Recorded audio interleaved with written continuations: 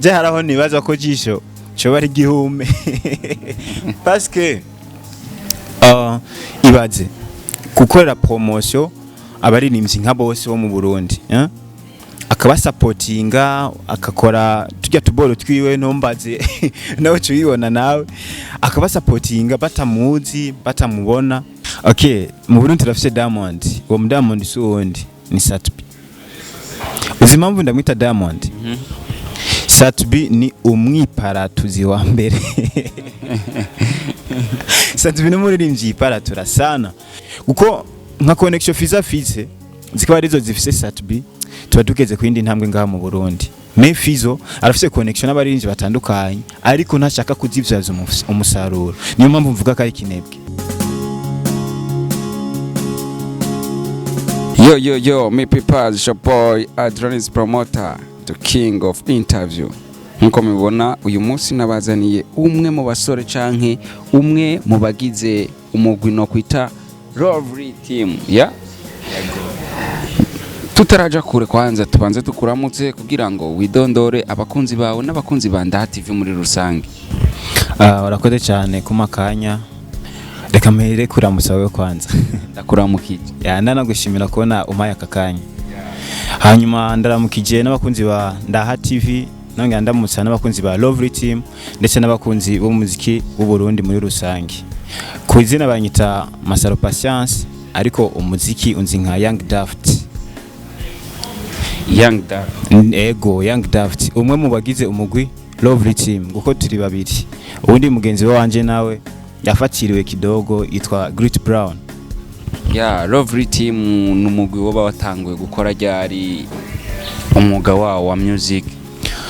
Lovely Team twatangiye umuziki 2019 niho twakora indirimbo yacu ya mbere yitwa Kanuma, niyo song yacu ya mbere twatanguriyeko 2019. Yatukiraho nyene kugira ngo tugende neza nkuko wabivuze mwatanguriye ku ndirimbo yanyu mwise Kanuma muri babiri ariko uyu munsi habonetse umwe. Urashobora kutanga kapera canke freestyle ku bakunzi biwa kugira ngo bumve yuko mbega wa muntu bari ko aratuzana koko n'umuririmbyi canke n'umukomedi? Sawa nta kibazo. Gusa nyene numva nari muri mood mereka ngerageze. Baju uyu mwobo ni gwacu gaju isi yose ni gwacu aho ngiye nkubonayo iyo gihe usangayo sinzi uburyo duhurirayo tuvyisangamwo tuyumvanamwo. True love, this is the true love. So low, I'll never be so lonely. Bandanye boss. Ya nibaza ko abakunzi bawe bavyumvise. Ya indirimbo yanyu twagerageje kuyumviriza, indirimbo novuga ngo mwise Forever. Mbega kubera iki Forever? Inspiration kwita Forever yo bavuye he? Forever to double gisigura karamata. Hanyuma nimba wewe uri mu rukundo wewe ubwiwawe wenyene ndagusabye ko ujya mukunzi muri kumwe ibyo wawe nawe bize bibe forever. Rero Forever ubwa mbere nabe nabaye inspiré na jewe nyene n'umukunzi wanje. Irifo yuko ibintu iyo uri mu rukundo utaja mu rukundo nk'ugufina atabwo ujya mu rukundo uri serious. Rero Forever ubwa mbere namba umukunzi wanje hari ndayimutuye imuryohere nawe kandi ufise umukunzi wimuture. Ni indirimbo rimwe amajambo aryoshye urukundo yerekana neza yuko mubirimwo koko kandi mwifuza yuko urukundo rwanyu rutoherera mu ibarabara. Ego yatukiraho nyene indirimbo yanyu Forever twarumvisemo ijambo muri ko muravuga ibintu vy'umyobo. Mbega iyo myobo mwari ko muravuga ni myobo nyabaki ni ya myobo yifuku bimeze gute? Okay, burya mu rukundo mu gihe mwifuza yuko ruba forever ubwa mbere na mbere harajyamo ikintu novuga ko kutavangana, kwizerana, kutavangana, kuvuga umukunzi wawe ngo umuvange. Rero natangiye vuga nti Baju uyu mwobo ni uwiwacu ni gwacu. Uwo mwobo navuze si undi ni isi. Isi rero nayigiranije n'umwobo. Si rero mwarayigaruriye isi ni wanyu muri babiri kwera. Of course kuko nimba isi ufashe yuko ari iwanyu mwebwe babiri ntuza kwiyumvira kuja kuvanga ahubwo kaza kuba ari akantu gato nyene urumva kaza kuba kabaye gato yamuza kuba ari muri mwebwe mwenyene babiri mwenyene aho urumva ko ata mpamvu yo kuja kuvanga shira iwawe rero nawe uri urakurikirana na Ndaha TV ndagusavye isi uyigire umwobo n'umukunzi wawe bizotuma utiyumvira kumuvanga kuko uzobona aho uzoja hose uzomusangayo ni wagira gutyo uzosanga ari yari n'uzosanga ari yari voilà yatukiraho nyene kuri Forever novuga ngo umwe mu ba Queen Video mwakoresheje mbega niki kintu canke naye ma principe mwa mwarakoreye ko kugira ngo mushime gukorana n'ujya mu Queen Video premier mareka ndamushimire Queen Video Kersi Bijou merci beaucoup barakoze kudufasha kaja muri video yacu iyo uri muri industry birakwiye yuko ukoresha abantu bari update abantu bari muri circulation abantu baticaye rero narabona Kersi ndabona ariko arakora cyane ariko arasirikira muri entertainment ndavuga nti for yuko nkorana n'uyu muntu kuko ndabona agezweho cyane ndavuga nti kandamurondere vraiment ndanavuga merci kuba ntiyashoboye kungora cyane kubera ko ni ibintu akunda kandi yiyumvamo kandi ashoboye ego nico novuga cyane hanini kuri Queen Video ego ya numwe mu bigeme novuga ngo bamaze igihe canke bamaze iminsi bavugwa ko ibintu byinshi bigiye bitandukanye byabe byiza byabe bibi naho hamwe nawe nyina agenda avuga yuko kenshi abantu benshi novuga ngo mukoresha nk'umu Queen Video mu video yabo batamuhemba mbega mweho ntimwoba muri mu bo yavuze bo mu gihe twebwe ivyo bacu batarabivuga yaravuze benshi yavugiye mu kivunga ntiyavuze amazina kandi nawe mukaba mwaramukoresheje tubafate yuko nawe murimo no ikintu je nibuka neza nuko izo interview yazikoze nibuka yazikora ku TV atandukanye TV online atandukanye yabikoze twebwe tutarakorana ucumva neza yuko twebwe tutarimwe muri uwo mugwi twarakoranye neza boss nibaza ko bidakenewe kubivugira kuri kamera ko ushobora gusanga namwe ayo ma interview mwaravye mwavuze ati twabonye aho twitorera ku buntu reka natwe tugende dutore kugira ngo dukore nkuko abandi bakoze no ya boss oya siko bimeze twe twaravuganye neza turumvikana fresh kandi nibaza ko byagenze neza ya mbega hari abantu benshi bakunda kuvuga bagerageje kuraba akaranga k'igihugu turimwo bakavuga ati hariho ibintu bimwe uno mukobwa akora bidahwanye n'akaranga twoba turiko turagendera ko twebwe abarundi namwe mukaca mutora wa muntu bariko baravuga ko bya bintu mukamukoresha mbega ntimbona yuko hariho ibintu bimwe bishobora gupfa muri projet zanyu je nibaza yuko umuntu guserura kari ku mutima wiwe nibaza ko biba ari ibintu bisanzwe uko nabonye impamvu wabivuze ko umukobwa cyangwa umwigeme w'umurundi kuja kuvuga ngo arakunda umuntu katari vyiza nibaza ko ari amarangamutima yiwe mu gihe umuntu wamukunze nawe uri kuradukurikirana kuri ndahita na kamera oya probleme nibaza ko yahitanye kamera kubera ko agaragaza urukundo mukunda novuga ko ari nk'intumwa kugira baze kumufasha baze kumuvugira niko no bivuga sino kuvuga ati ndakunda naka mbona nibaza ko ari ibintu bisanzwe biramaze gushikira umukobwa akaza aho kudraga hano baririmbyi nibaza ko ari ibintu biba bisanzwe cyane biramaze gushika ego canke yoye ego biramaze gushika yajazanye kamera canke yajazanye media oya ntiyazanye kamera kandi ntiyazanye amamedia niki kintu cyatumye atayazana kandi yari yumva gukunda peut-être hari umuntu ashobora kuza kubikubwira atari serious ibyo rero nako bibaho abaje kubikubwira ntibari serious peut-être je nk'abamaze kwimbwira ngo batari serious kuko barazi amajambo makushatse kuvuga yuko uza kwemera yuko ari serious igihe hazanye media je niko ndavyibaza boss niko ndavyibaza guko ngire yashatse abantu bose babibone ko bamukunda hanyuma bazozi baramubwira ati boss is pro right dufashe vraiment ujya muntu aragukunda sana umwemere je niko ndavyibaza ya abakobwa b'intwari mwubahwe hama turiko turakurikirana novuga ngo bimwe mu bikorwa by'iwawe turabona yuko muri abasore novuga ngo bariko baraza ariko bariko baza nk'abantu bihagaze ku kuntu mu bintu bidatahuritse mu gihe muvuga yuko ata management mufise ariko tukabona yuko mushobora gusohora video kandi video iri ku rwego mbega nabahe bantu babafasha muri sumamwo canke mwa mufise abantu ku ruhande bavuga ati abona abasore barafise impano reka nshiremwo ukuboko kwiwanje kugira ngo batere imbere. Okay, mbajije ikibazo ciza cyane. Burya ndibaza uravye Satbi canke Big Fizzo canke abaririmbyi bose bakomakomeye antuka baba bafise amasapoti atuma ibikorwa byabo bigenda neza. Rero natwe sinavuga ngo ni support ya hatari ariko mboneho nakanya ko gushimira abantu bose iyo bava bakagera bagize icyo baterera kugira ngo iyi ndirimbo Forever ishobore gufatirwa amasanamu kubera ko twebwe ubwiwacu ntabyo twari kwishoboza. Si amafaranga menshi twabikoze ko ariko uko angana kose abagenzi abafans umuryango wacu muri rusangi kuko ndabitwa kari family.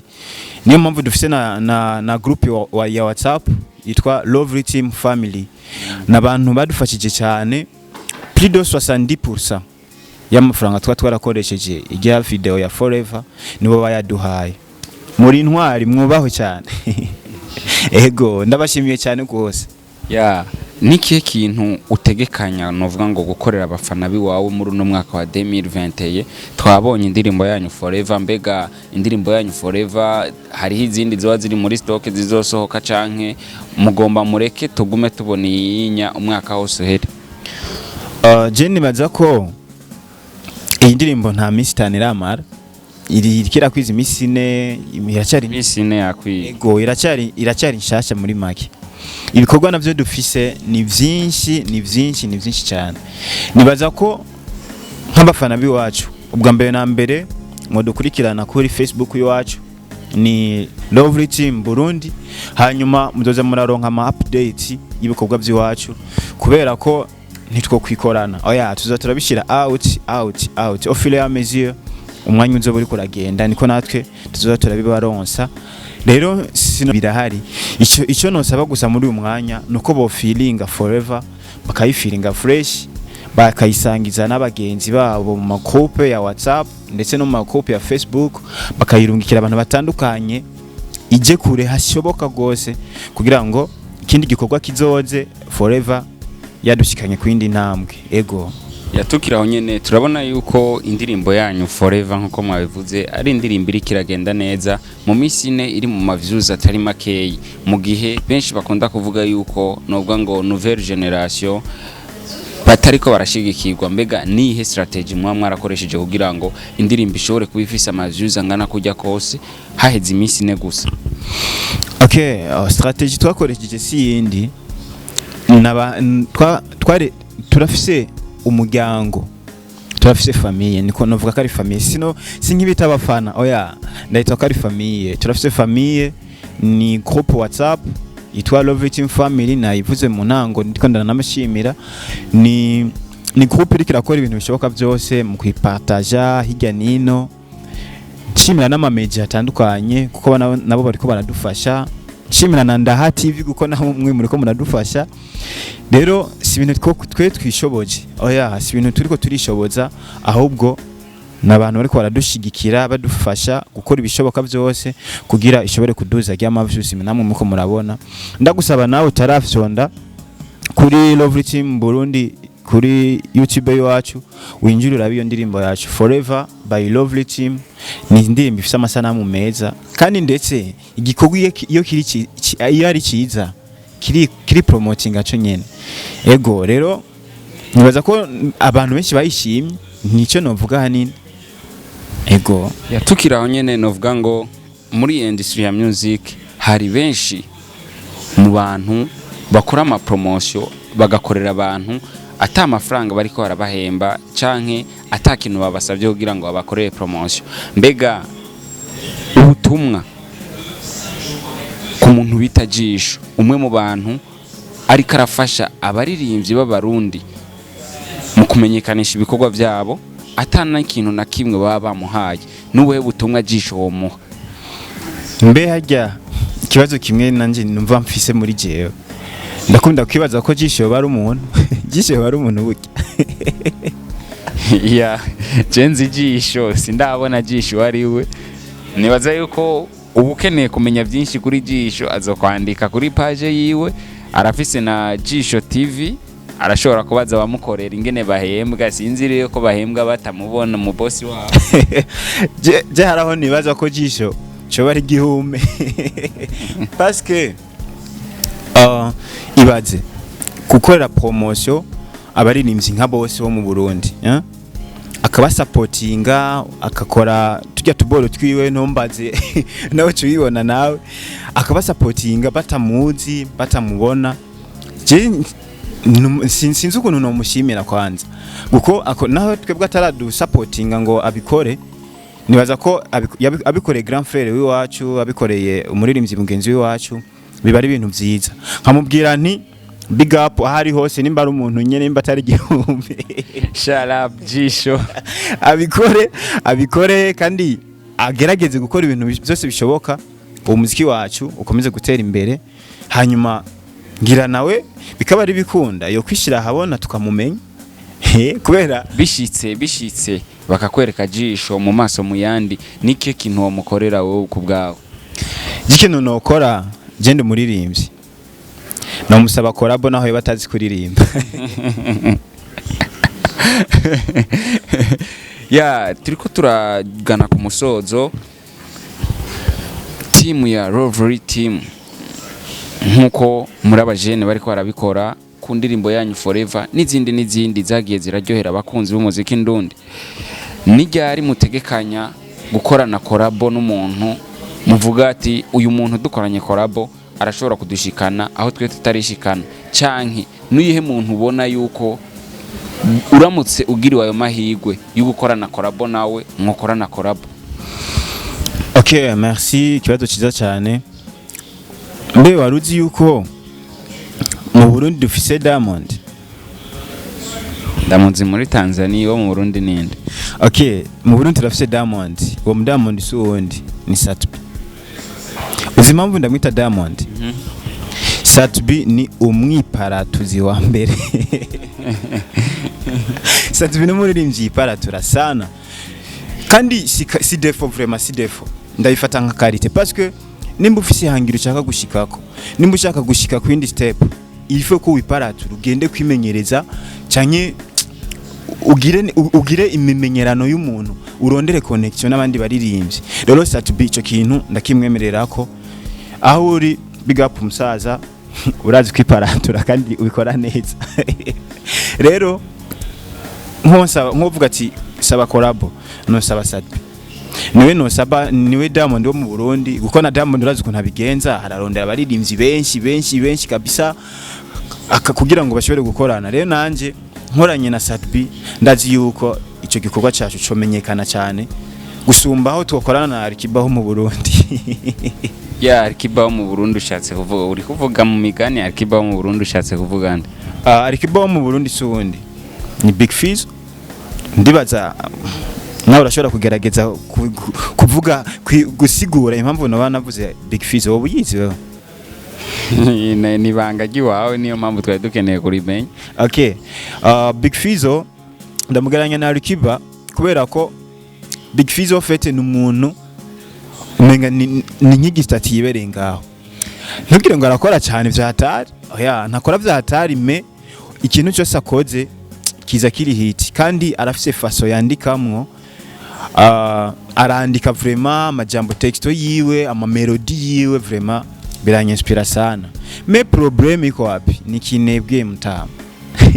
Iyo uvuze ikinebwe mbega aho wonya ntwavusanga uri kurinjira muri vie privé y'umuntu canke hariho uruhande rumwe uri kurabangamira. Iyo uvuze ikinebwe ukavuga ati uyundi nawe ni Diamond ubushatse gushika ku kibro. Ofete ni kinebwe kubera iki? Akora nk'umuntu yashitse.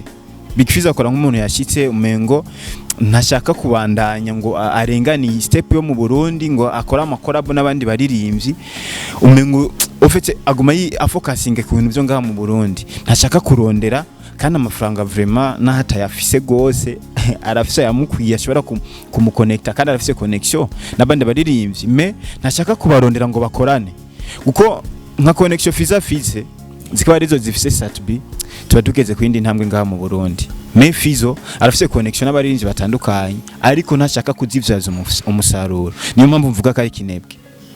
Ariko uri kuraraba Big Fizo uri kuravuga nimba ukurikirana entertainment hafi arafise urugendo rimwo mu gihugu ca Tanzania gukora video canke film ari kumwe n'abandi baririmbyi b'ibihangange ku isi yose, ariko nawe akacuvuga ko ari kinebwe, niyumva yuko ibikorwa biriko birivugira nawe akacu bigwanya.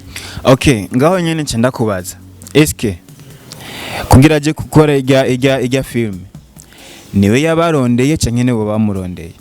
Nibo bafise impamvu, ntisinzi ko ari we yabarondeye, ivyonya n'ivyo kubaza management yiwe, ntituzi ko ari we yabarondeye canke ari bo bamurondeye, ariko ico tuzi coco ni novuga ngo niteka canke ni kintu kinini ku gihugu c'u Burundi kuja gukora ijya film, kubera ko hari ibintu vyinshi, hari abantu benshi bazomenya igihugu c'u Burundi kandi batari bakizi. Okay, ubivuze neza cyane, hari abantu bazomenya igihugu c'u Burundi kandi batari bakizi biciye kuri ijya film. Ariko ikintu wamenya ni cyuko bajya bari muri rya ntunze rijya shira hamwe niryo ryabarondeye abastar. Isuko vuga Big Fizo niwe yarondeye rijya shira hamwe kugira ashobore kuja gukora ijya video ijya film. No, nibo bamurondeye. Bivuze iki? Fizo ari ngaho nkingi start. Yatukiraho nyene taraja kure, uravuze ati rijya shira hamwe niryo ryarondeye abastar. Kubera iki ryarondeye abastar rikiyumvira kurondera Big Fizo mu gihe uvuga yuko Big Fizo ari kinebwe atakina ari karakora? Mbega rijya shira hamwe ryavuze ati reka turondere ibinebwe cyane. Erega Big Fizo sinavuze ngo ni kinebwe kwera adakora, no, arakora. Me ubunebwe bwe aho buhagaze ntashaka kwagura imbibe ngo aje kurondera hirya nino ngo abantu bashobora kumuduza arenge hajya ahantu ari. Wewe aje hajya kugira arindire ngo abantu baze kumurondera ababa ari bo bakorana. Uramaze kumva collabo Big Fizo yarondeye iri international? Ico nico kibazo ndakubajije, sinzi ko bashobora kuba bafise strategy zabo bariko barakorera ko ntawo kwinjira muri vie prive yabo bivanye wowe n'ingene bariko barakora, ariko nibaza yuko dossier ya Big Fizo n'abandi ba Diamond na ba Alikiba twoyihagarika. Ariko reka kwanza dufate kano kanya tugushimire kuba wemeye ko tuyaga nawe, wongera usaba abakunzi ba Ndaha TV n'abakunzi b'umuziki ndundi muri rusangi kubandanya bakurikirana indirimbo Forever yanyu kugira ngo ibandanye bikora neza mu gihe haheze imisi mike isohotse kandi tukabona yuko iri kiragenda neza. Okay, merci beaucoup. Ndahamagiriye abakunzi ba Ndaha TV, abakunzi ba Forever namaze kuyita Forever, yamaze kuba team abakunzi ba Lovely Team mwese n'abakunzi b'umuziki w'u Burundi muri rusangi, ubwa mbere na mbere mubanze mukande subscribe kuri Ndaha TV, mukande like, mwinje no muri commentaire muvuga ukuntu emission mwayibonye, hanyuma mwinje no kuri Lovely Team kuri YouTube channel yacu Lovely Team Burundi, musonde kuri subscribe, like, hanyuma murabe niyo video muze kugira commentaire, murabe ukuntu i video yacu ya mbere ukuntu mwayisanze, hama muyisangize n'abandi. Hama nshimira na Ndaha TV ukuntu mwaduhaye akakanya kugira ngo tuyage, numva ari byishimo byinshi, ndabashimiye bimwe bivuye ku mutima.